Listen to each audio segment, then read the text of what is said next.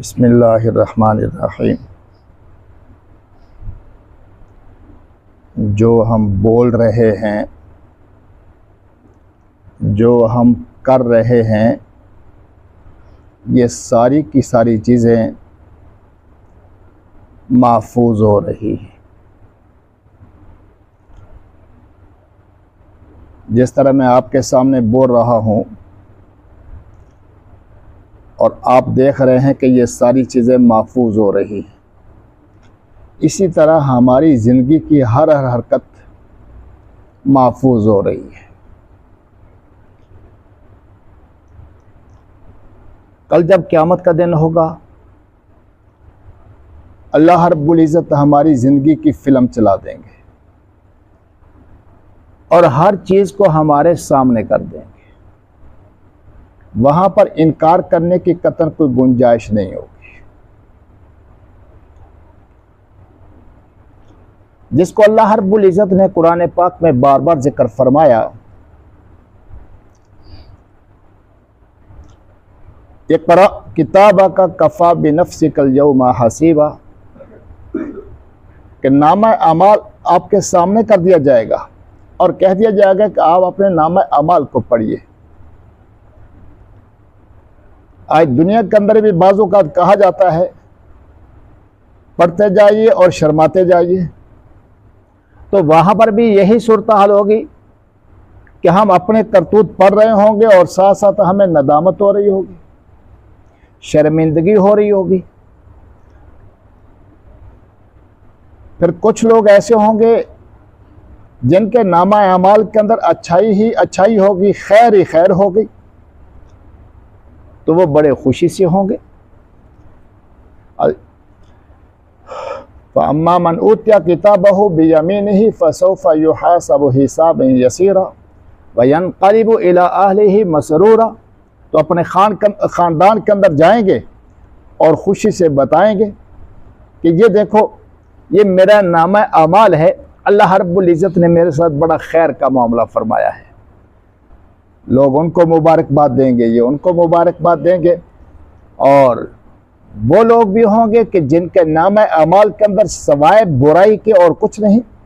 जिस तरह के आपने सुना होगा, देखा भी होगा कि बाज़ लोग ऐसे हैं कि जिनकी ज़बान से हमेशा बुराई निकलती है। क्या कहते हैं कि इससे खैर की कोई उम्मीद नहीं। इससे जब भी आप कोई बात सुनेंगे, शर वाली ही बात सुनेंगे, इसकी जब भी कोई हरकत देखेंगे, शरारत ही देखेंगे, तो उनके बारे में अल्लाह रब्बुल इज़्ज़त ने खुद फरमा दिया, फ़अम्मा मन ऊतिया किताबहु वराअ ज़हरिही फ़सौफ़ यदअु सबूरा, कि पुष्ट के पीछे से उनको नामा अमाल दिया जाएगा, तो उस वक्त कहेगा, हाय मौत, हाय मौत, काश के मुझे मौत आ जाती है। लेकिन चूंकि मौत को भी मौत आ चुकी होगी, मौत का वहां पर तसव्वुर नहीं होगा। ये सारी बात करने का मकसद ये है कि हम जो कर रहे हैं वो रिकॉर्ड में आ रहा है, उसको लिखा जा रहा है, उसको महफूज किया जा रहा है।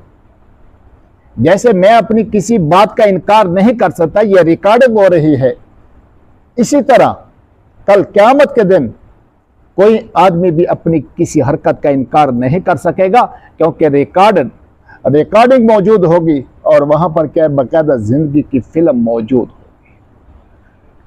आदमी देखेगा अपने आप को कि बदकारी कर रहा हूं, चोरी कर रहा हूं, डाका डाल रहा हूं, जुल्म कर रहा हूं, कत्ल कर रहा हूं, दूसरों की जायदादों पर कब्जा कर रहा हूं, ये सारी की सारी चीजें क्या सामने आ जाएंगी।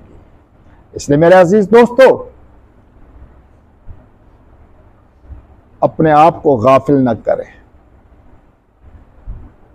अपने आप को जाय न करें, अपनी जिंदगी के लम्हात को बर्बाद न करें। ये जिंदगी बड़ी कीमती है। यहां पर एक मरतबा सुबहान अल्लाह कह देना, अपने आप को जन्नत का हकदार बना देना है। हदीस मुबारका में है, एक मरतबा सुबहान अल्लाह कहेंगे तो जन्नत में इतना बड़ा सायेदार दरख्त लगेगा कि 500 साल तक नीचे घोड़ा भी दौड़ाएं तो उसका साया खत्म ना हो। यही मामला अल्हम्दुलिल्लाह कहने का है, यही मामला क्या है, अल्लाह अकबर कहने का है, यही मामला सुबहान अल्लाह व बिहम्दिही सुबहान अल्लाहिल अज़ीम कहने का है, यही मामला किसी भूखे को खाना खिलाने का है, किसी प्यासे को पानी पिलाने का है, किसी नंगे जिस्म वाले को कपड़ा पहनाने का है, किसी बीमार का इलाज करवाने का है। ये सारे के सारे इनामात इस शक्ल के अंदर होंगे कि आदमी जहन्नुम से बच जाएगा और जन्नत का हकदार बन जाएगा। और हकीकतन कामयाबी भी यही है। आज दुनिया को धोखा लग गया, समझ लिया कि बड़ी मैं बिल्डिंग बना लूं तो मुझे कामयाबी मिल जाएगी, बड़े मनसब पर पहुंच जाऊं तो कामयाबी मिल जाएगी, बड़ी जागीरें बना लूं तो फिर मुझे कामयाबी मिल जाएगी, आला डिग्रियां हासिल कर लूं और आला क्या है मनासिब पर पहुंच जाऊं तो मुझे क्या कामयाबी मिल जाएगी, कोई बड़ा मैं इदारा बना लूं तो उसके अंदर मुझे कामयाबी मिल जाएगी। मेरे अजीज दोस्तों, ये धोखा है। कामयाबी ये है जिसको अल्लाह ने कामयाबी करार दिया है, और वो क्या है कि आदमी जहन्नुम से बच जाए और जन्नत में पहुंच जाए, ये कामयाबी है जिसको अल्लाह रब्बुल इज्जत ने सरी अल्फाज के अंदर जिक्र फरमाया, फमन ज़ुहज़िहा अनिन नारी व उदखिल जन्नत फ़क़द फ़ाज़, जो जहन्नुम से बच गया और जन्नत के अंदर चला गया, ये कामयाब है। जिसको अल्लाह रब्बुल इज्जत ने मुख्तलिफ अंदाज के अंदर और जगह पर भी फरमाया, क्योंकि वो चीज़ें जन्नत के अंदर पहुंचाने वाली हैं और जहन्नम से बचाने वाली है। कद अफ़लहल मोमिनून, के मोमिन कामयाब हो गए जो नमाज में खुशू खुजू करते हैं, ज़कात को अदा करते हैं, शर्मगाहों की हिफाजत करते हैं। कहीं पर फरमाया कद अफ़लह मन तज़क्का व ज़करा अस्मा रब्बिही फ़सल्ला, कि वो कामयाब हो गया जिसने अपने आप को गुनाहों से बचा लिया, नमाज अदा की, अल्लाह अकबर कहा। कद अफ़लह मन ज़क्काहा व कद ख़ाब मन दस्साहा, वो कामयाब हो गया जिसने अपने आप को गुनाहों से पाक कर लिया, और वो ज़लील रुसवा हो गया जिसने अपने आप को गुनाहों के अंदर और गुनाहों की दलदल के अंदर क्या धंसा दिया। इसलिए हम सोच सोच करके कदम उठाएं और सोच सोच करके कदम रखें, जिसको हम अपनी ज़बान में क्या कहते हैं कि फूंक फूंक करके क्या कदम रखो। क्या मतलब, दुनिया के अंदर तो क्या कहीं कांटा ना चुभ जाए या कहीं मुसीबत में आदमी ना फंस जाए, और आखिरत के एतबार से कि यह कदम कहीं जहन्नुम की तरफ लेकर के न चला जाए।